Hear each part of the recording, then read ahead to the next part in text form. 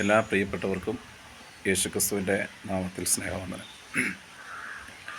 കഴിഞ്ഞ ഞായറാഴ്ച എല്ലാവരെയും വളരെ വേദനയിൽ ആഴ്ത്തിയ സംഭവമായിരുന്നു പാസ്റ്റർ ജോസ് അതുല്യ അവറുകളുടെ മരണം.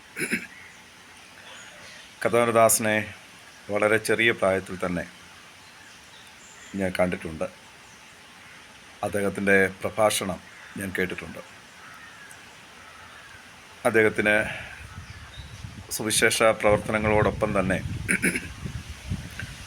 ബിസിനസ് മേഖലകളിലും താൻ പ്രവർത്തിച്ചു. Athulya wood palace, Athulya church, Pathanamthitta കണ്ണങ്കരയിലും മറ്റ് പല സ്ഥലങ്ങളിലും അദ്ദേഹത്തിന് ഫർണിച്ചർ കടയുണ്ടായിരുന്നു. കണ്ണങ്കരയിൽ അദ്ദേഹത്തിന് ഒരു ബൈബിൾ സ്കൂളും പ്രവർത്തിച്ചിരുന്നു. ആ നിലകളിൽ വളരെ ശക്തമായ നിലയിലുള്ള പ്രവർത്തനങ്ങളായിരുന്നു പ്രിയ പാസ്റ്റർ ജോസ് അതുല്യ കാഴ്ചവെച്ചത്. 2025 IPC കോന്നി സെൻറ്ററിൻ്റെ കൺവെൻഷൻ അതുല്യ ഗാർഡനിൽ വെച്ചാണ് നടന്നത്. കൺവെൻഷൻ തുടങ്ങുന്നതിന് മുൻപുള്ള വെള്ളിയാഴ്ച സെൻറ്ററിലെ സംയുക്ത ഉപവാസ പ്രാർത്ഥനയിൽ പാസ്റ്റർ ജോസ് അതുല്യയെ കാണുകയും അദ്ദേഹം ഇങ്ങോട്ട് തന്നെ വന്ന് കൈതരുകയും ഒക്കെ ചെയ്തു.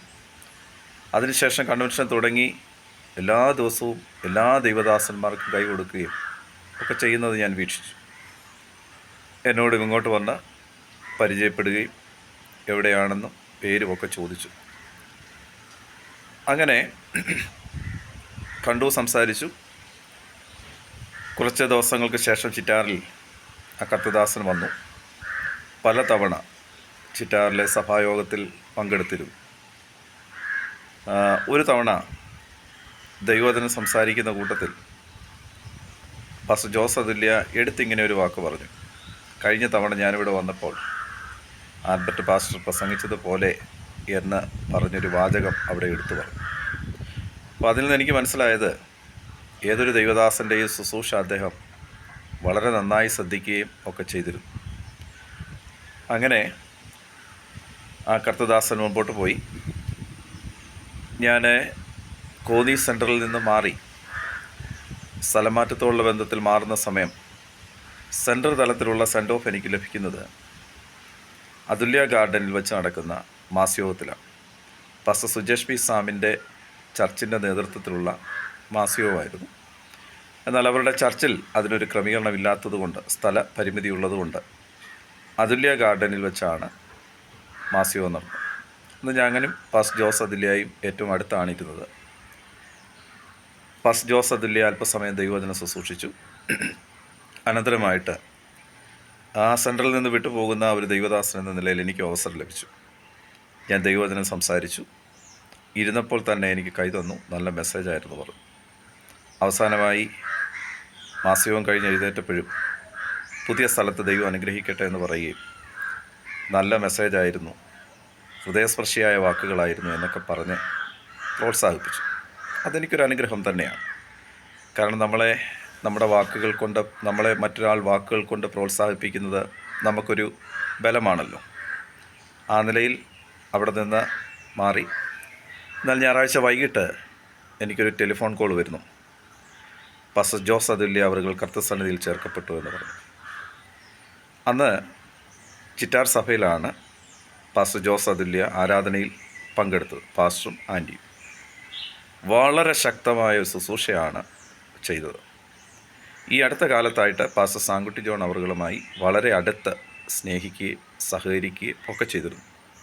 പാസ്റ്റർ സാങ്കുട്ടി ജോണിൽ അവറുകളിൽ നിന്ന് തന്നെ ഞാൻ അറിഞ്ഞത്, ചില ദിവസങ്ങൾക്ക് മുമ്പ് അവിടെ പോവുകയും ദീർഘസമയങ്ങളിരിക്കുകയും പ്രാർത്ഥിക്കുകയും തൻ്റെ അനുഭവങ്ങൾ പങ്കുവെക്കുകയൊക്കെ ചെയ്തു.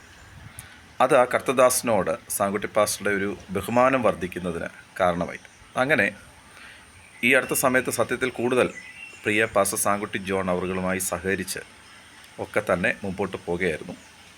ഞായറാഴ്ചത്തെ സഭായോഗത്തിൽ അതിശക്തമായ ദൈവവചന ശുശ്രൂഷയാണ് കർത്തദാസൻ ചെയ്തത്. സിയോൻ എന്നതായിരുന്നു കർത്തദാസൻ്റെ വിഷയം. പാസ്റ്റർ പറഞ്ഞ അനുസരിച്ച് ആ സഭായോഗത്തിൽ പങ്കെടുത്ത നിമിഷം മുതൽ ദൈവവചനത്തിൻ്റെ മുമ്പിലും ആരാധനയുടെ മുമ്പിലും വളരെ കണ്ണുനീരോടുകൂടിയായിരുന്നു പാസ്റ്റർ ജോസ് അതുല്യ ആയിരുന്നു. അവിടെ പാട്ടുകളൊക്കെ പാടുമ്പോൾ വളരെ ധ്യാനത്തോടെ സമർപ്പണത്തോടെ പാടുകയും ദൈവവചന ശുശ്രൂഷാനന്തരം പ്രത്യേക നിയോഗത്തോടെ ആ ദൈവസഭയിലുള്ള ദൈവമക്കൾ ആയ എല്ലാവർക്കും വേണ്ടി പ്രാർത്ഥിക്കുകയും ചെയ്തു എന്നാണ് ഞാൻ അറിഞ്ഞത്. സഭായോഗം കഴിഞ്ഞ് സന്തോഷത്തോടെ പാഴ്സേജിലെത്തി അല്പവർത്തമാനം പറഞ്ഞ് ഭക്ഷണ ക്രമീകരണങ്ങൾ ചെയ്തുകൊണ്ടിരിക്കുമ്പോൾ പെട്ടെന്ന് ശരീരത്തിന് ക്ഷീണമുണ്ടാകുകയും ഹോസ്പിറ്റലിലെത്തിക്കുകയും ചെയ്തു. എന്നാൽ ജീവൻ രക്ഷിക്കാൻ കഴിഞ്ഞില്ല. സിയോനിലേക്കുള്ള പ്രഭാഷണം നടത്തി നിത്യതയിൽ ആ ദൈവദാസൻ എത്തിച്ചേർന്നു. ആ ഞെട്ടൽ ഇന്നും എല്ലാവർക്കുമുണ്ട്. പലർക്കും അത് ഉൾക്കൊള്ളാനായിട്ട് ഇതുവരെയും കഴിഞ്ഞിട്ടില്ല. എന്നാൽ ദൈവമക്കൾ പ്രത്യാശയോടെ കർത്തദാസനോട് വിട ചൊല്ലുകയാണ്. പ്രിയാൻ്റെയും കുഞ്ഞുങ്ങളെയും ദൈവം ആശ്വസിപ്പിക്കട്ടെ. സംസ്കാര ക്രമീകരണങ്ങളൊക്കെ ഒരു പൂർണ്ണമായ തീരുമാനത്തിൽ എത്തിയിട്ടില്ല. മോൻ്റെ വരവും മറ്റ് ക്രമീകരണങ്ങളും ഉള്ളതുകൊണ്ട് ഡേറ്റ് തീരുമാനമായിട്ടില്ല. ഏറ്റവും അനുഗ്രഹീതമായ നിലയിൽ പ്രത്യാശ നിർഭരമായ ഒരു യാത്രയയപ്പ് നൽകുവാൻ എല്ലാവർക്കും കഴിയട്ടെ എന്ന് പ്രാർത്ഥിക്കുകയും ആ ഭവനത്തോടുള്ള ബന്ധത്തിൽ പ്രാർത്ഥനയും എൻ്റെ പ്രത്യാശയും ഞാൻ അറിയിക്കുന്നു. ദൈവം എല്ലാവരെയും സമാധാനത്തോടെ കാക്കുമാറാകട്ടെ.